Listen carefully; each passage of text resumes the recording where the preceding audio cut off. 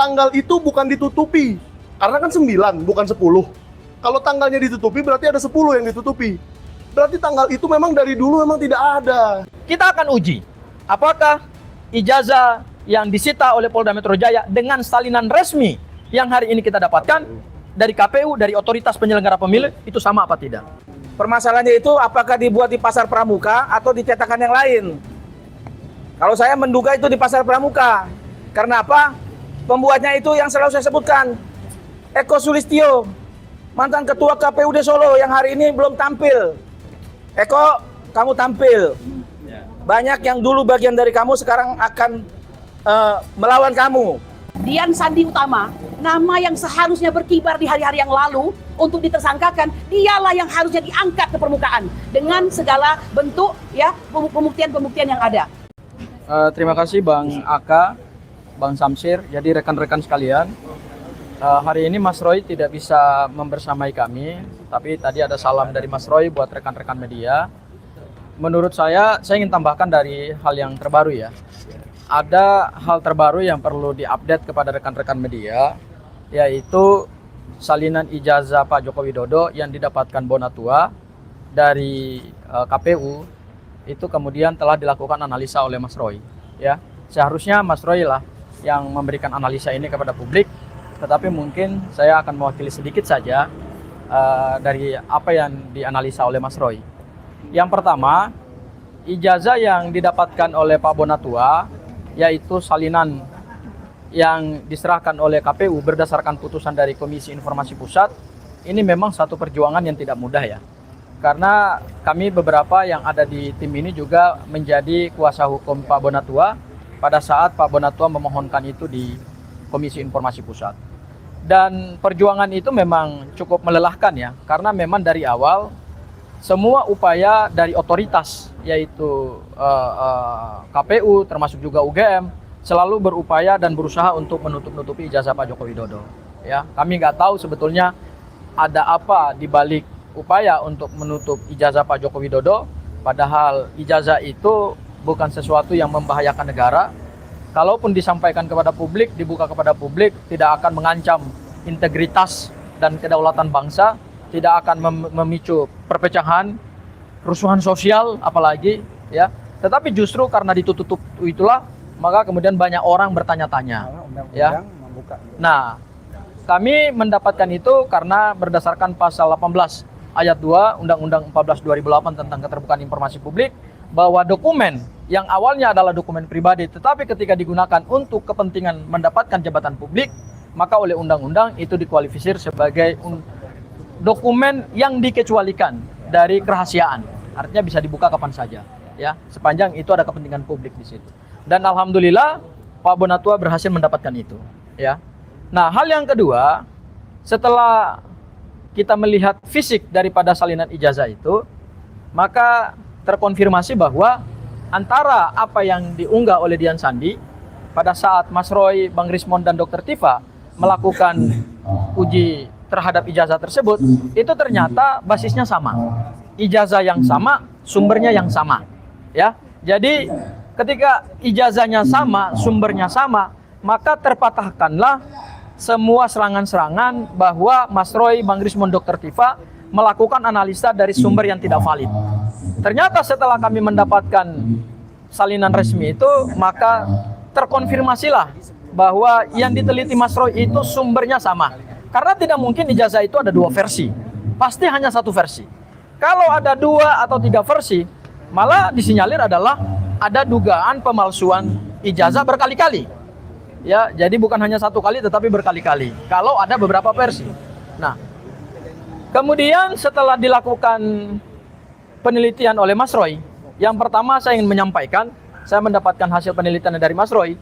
Yang pertama adalah kalau teman-teman memperhatikan ijazah Pak Joko Widodo, ya, yang dilegalisir oleh 2 pejabat dekan yang berbeda, yaitu yang pertama oleh Profesor Dr. Muhammad Naim pada tahun 2014 dan Dr. Budiadi SH Hud MAGR SC 2019, itu ternyata ada kesalahan prosedur akademik, yaitu tidak dicantumkannya tanggal, bulan, dan tahun legalisasinya.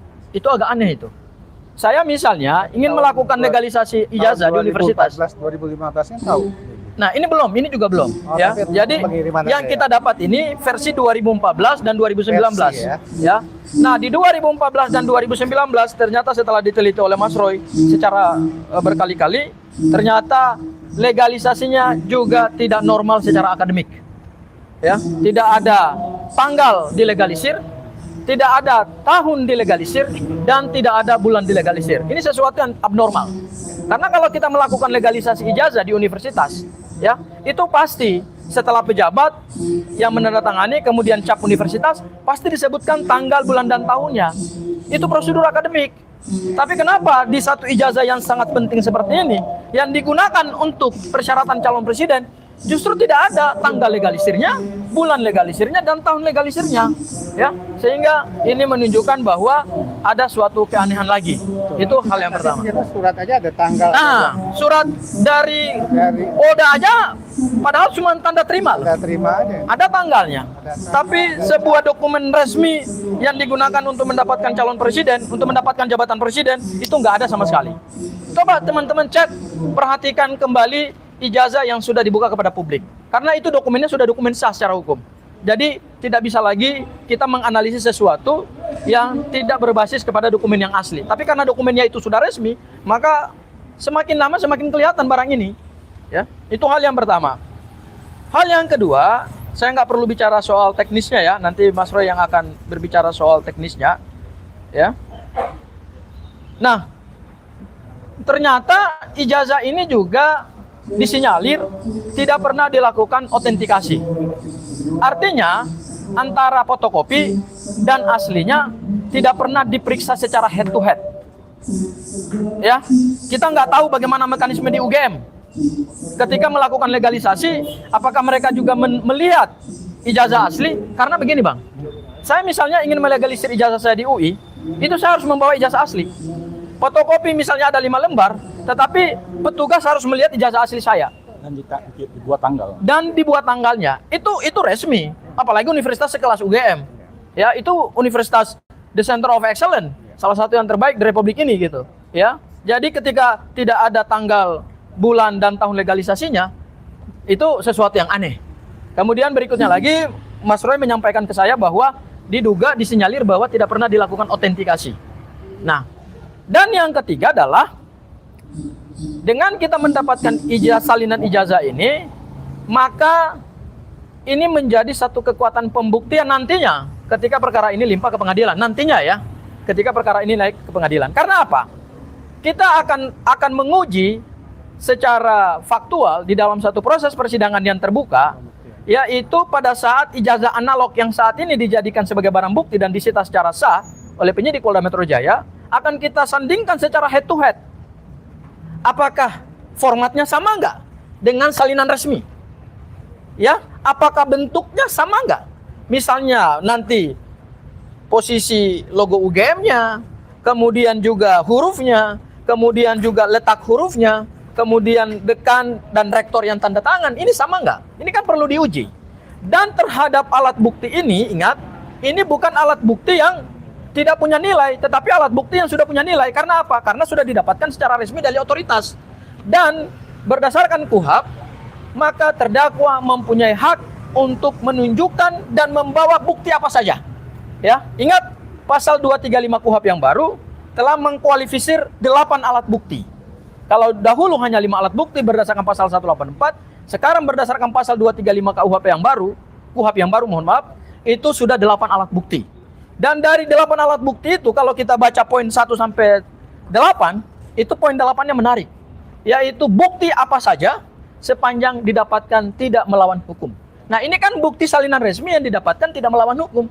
Didapatkan dengan satu proses sengketa informasi, kemudian juga ada putusan KIP, dan kemudian KIP memaksa KPU untuk menyerahkan salinan itu. Kita akan uji apakah ijazah yang disita oleh Polda Metro Jaya dengan salinan resmi yang hari ini kita dapatkan dari KPU, dari otoritas penyelenggara pemilu, itu sama apa tidak. Dan yang terakhir, saya dapat juga informasi dari Mas Roy bahwa untuk salinan resmi yang di KPU Solo itu untuk tahun 2005 mohon maaf, ketika Pak Joko Widodo mencalonkan diri pertama kali sebagai calon wali kota, itu sampai hari ini belum ada. Konon katanya sudah dimusnahkan. Loh, dokumen penting itu kok dimusnahkan? Ini juga melanggar undang-undang kearsipan. Kenapa melanggar undang-undang kearsipan? Karena berdasarkan undang-undang arsip, kearsipan itu bisa dilakukan di daerah dan bisa dilakukan di tingkat nasional. Terhadap dokumen yang punya nilai sejarah di tingkat daerah, kabupaten, kota, provinsi, itu ada tempat untuk melakukan pengarsipan atau lembaga kearsipan daerah LKD. Ya, jadi kalau dikatakan bahwa 2005 tidak ada salinan resmi pada saat Pak Joko Widodo mendaftar sebagai calon wali kota, ini juga satu keanehan. Ya, dan ya kita nggak tahu apakah Bang Bonatua sekarang akan melakukan gugatan juga nggak terhadap KPU Solo.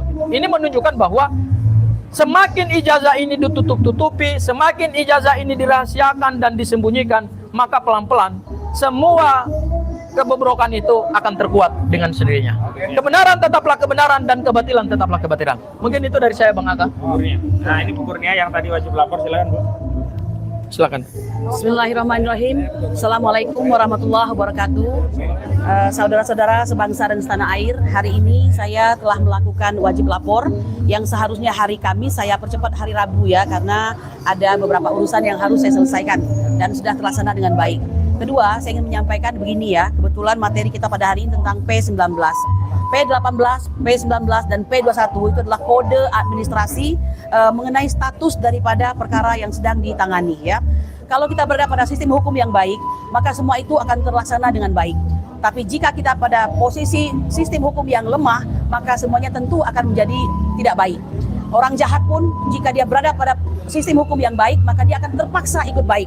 Tetapi ketika sistem hukum itu lemah, maka orang baik terpaksa menjadi orang yang dikorbankan dalam sistem hukum tersebut. Saya ingin mengatakan demikian ya, bahwa ada rasa tidak rela dalam hati kami setelah kami mendengarkan keterangan banyak dari kuasa hukum kami yang luar biasa ya, Bang Ahmad Kosinudin, Bang Samsir Jalil, dan juga Bang Sangaji ya, bahwa betapa kasus ini terlalu dipaksakan dan banyak kejanggalan ya.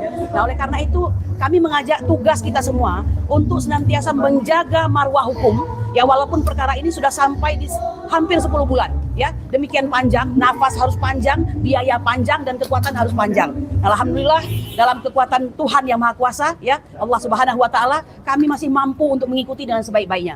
Mengapa ini saya sampaikan?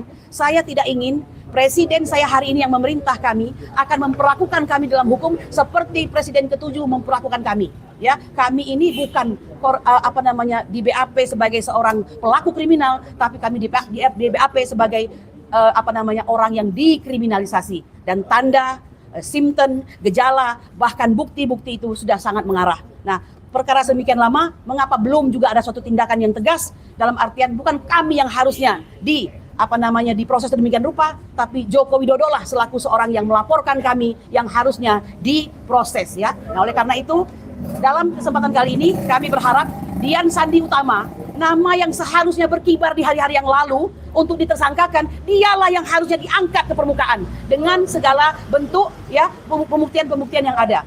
Pak Jokowi sendiri mengatakan saya tidak memberi izin untuk beliau mengupload hal tersebut ya, walaupun dia sudah memberi maaf, berarti kan ada hubungan di situ begitu.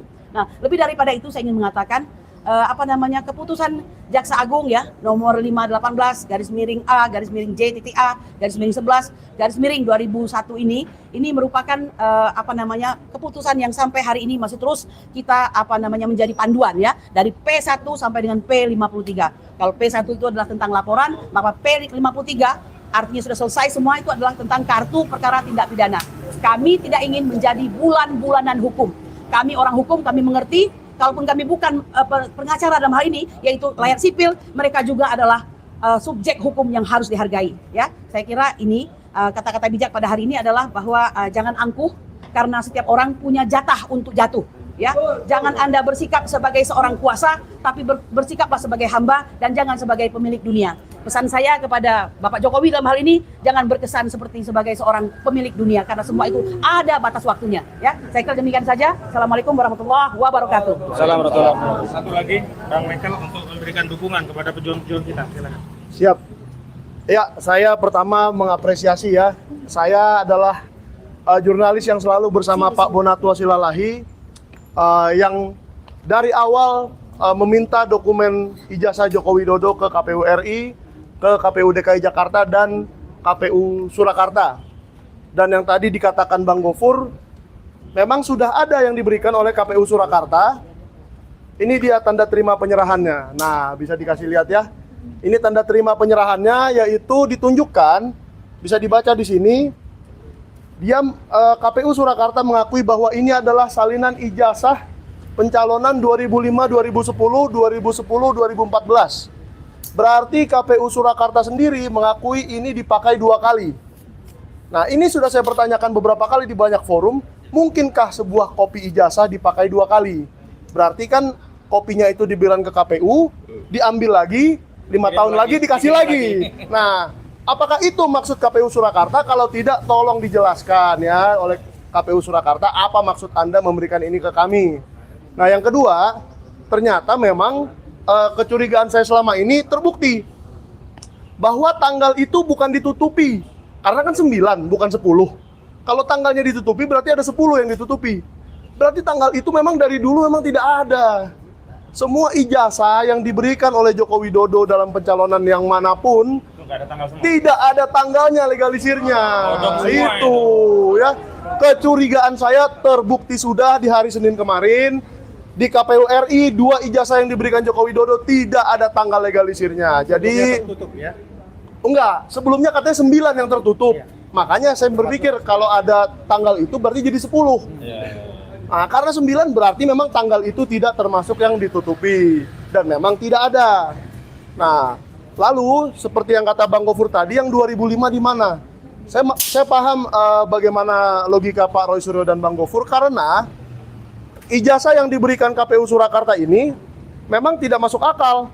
Karena dekannya masih Muhammad Naim. Dan beliau belum menjabat di tahun 2004 atau 2005. Semua Naim semua itu ya. Semuanya Naim semua. Jadi apakah Pak Naim ini adalah ahli legalisir? Jadi tahun berapapun dia boleh melegalisir, atau memang harus dekan yang menjabat di saat Namanya itu? dicatat aja, bisa jadi kan dia nggak tahu. Dicatat. Oh, bisa saja. Ini bisa juga di backdate gitu. Oh, backdate. Ya, saya nggak tahu ya. Kita kan nggak Jadi tahu ya. jadi Nggak ada data yang nggak ada date-nya. iya, jadi Nggak ada backnya, nggak ada date. jadi nggak ada date-nya, nggak ada date-nya. Iya, nggak ada date-nya. Jadi saya berharap Pak Muhammad Naim Klarifikasi itu. jujurlah kepada rakyat, ya kan?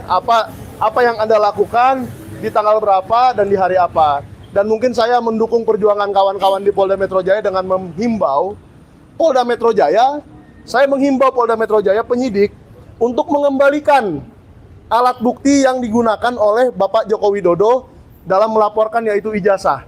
Karena seperti yang waktu itu saya pakai, dalam pelaporan dengan pasal yang sama, saya memberikan sebuah kartu, Bang.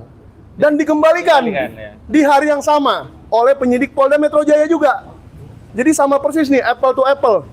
Saya memberikan alat bukti, karena itu bukan barang yang saya pakai melakukan kejahatan, dikembalikan. Tapi kalau itu barang bukti, misalkan sebuah pisau dalam pembunuhan, ya itu nggak boleh dikembalikan. Karena ini hasil Dipakai. kejahatan dia. Oh, saya nggak tahu. Makanya, Dikembalikan makanya. ya makanya kan Polda Metro Jaya, saya rasa Humas Polda Metro Jaya harus memperjelas. Iya, Kenapa ijazah Bapak Jokowi tidak boleh dikembalikan? Apakah itu diduga barang yang dipakai melakukan kejahatan? Betul. Maka itu tidak bisa dikembalikan. Nah, ini Polda Metro Jaya yang bisa menjawab, tapi saya mendukung semua Bang Gofur dan kawan-kawan dalam Ya. upaya-upaya ini. Ya. Thank you. Saya tambahkan begini ya, saya Nah, lanjutkan apa yang disampaikan nah, oleh lanjutkan, Bang. Bang Michael. Bang Michael. Yaitu pasal 241 Ya. yang disebut barang bukti ada 3. 1. Alat atau sarana untuk melakukan tindak pidana. Nah, itu Yang dia. kedua, alat atau sarana yang menjadi objek tindak pidana dan atau aset yang merupakan hasil tindak pidana. Pertanyaan kita Ya. terhadap 3 kualifisir barang bukti berdasarkan pasal 241 241. KUHP yang baru, Ya. ini masuk dalam kualifisir yang mana nih? Ya, makanya Apakah nggak boleh sarana kembali. melakukan kejahatan, hasil kejahatan, atau sarana untuk membantu melakukan kejahatan? Nah, ini yang Wah, kita belum tahu. biar Humas Polda Metro Jaya yang nanti menjawab ya. Oke, thank you semua. Satu lagi, Bang Rustam. Bang Rustam. Ya. Saya lewat depan aja ya. Ya, ya. Sorry. Soalnya nggak muat. Bismillahirrahmanirrahim. Assalamualaikum warahmatullahi wabarakatuh. Hari ini ketiga kalinya saya melakukan wajib lapor. Yang seharusnya bukan saya yang harus wajib lapor. Yang harus wajib lapor itu adalah Joko Widodo yang memalsukan ijazah orang lain untuk kepentingannya sendiri di wali kota, gubernur maupun di presiden. Oleh karena itu, kepada Pak Joko Widodo, segeralah bertaubat. Segeralah meminta maaf kepada seluruh rakyat Indonesia. Bahwasanya dia harus mengakui kesalahannya, kekhilafannya. Jangan bohongi rakyat dengan cara mengkriminalisasi kami. Seharusnya yang ada di sini itu Joko Widodo. Yang wajib lapor, bulak-balik gitu loh. Nah, masalah tadi yang sudah dibicarakan oleh kuasa hukum kami, ini membuktikan kalau ijazah Jokowi itu memang palsu. Permasalahannya itu apakah dibuat di pasar pramuka atau di cetakan yang lain. Kalau saya menduga itu di pasar pramuka. Karena apa? Pembuatnya itu yang selalu saya sebutkan, Eko Sulistyo, mantan ketua KPUD Solo yang hari ini belum tampil. Eko, kamu tampil. Banyak yang dulu bagian dari kamu sekarang akan melawan kamu. Termasuk senior-senior dulu pendukung relawan Joko Widodo. Oleh karena itu jelas dapat dipastikan atas pernyataan tadi, ijazah Jokowi palsu. Dibuat di pasar pramuka. Saya menduga yang buat itu Eko Sulistyo. Kepada Kapolri Pak Listio Sigit, tolong jangan mau dijadikan tumbal ijazah ini oleh Jokowi sehingga institusi Polri menjadi buruk. Apalagi sebentar lagi juga nggak lama lagi Pak Listio juga pensiun atau akan diganti. Jangan meninggalkan hal-hal yang buruk di institusi Polri ini. Karena apa? Polri dipisahkan oleh TNI ini supaya Polri ini lebih baik, bukan tambah buruk. Kalau Pak Kapolri seperti itu, saya akan mendukung deh kalau begitu supaya Polri dibawa kementerian. Kami nanti akan ramaikan itu kalau Pak Listio seperti itu. Kira-kira seperti itu. Wabillahi taufiq wal hidayah. Wassalamualaikum warahmatullahi wabarakatuh.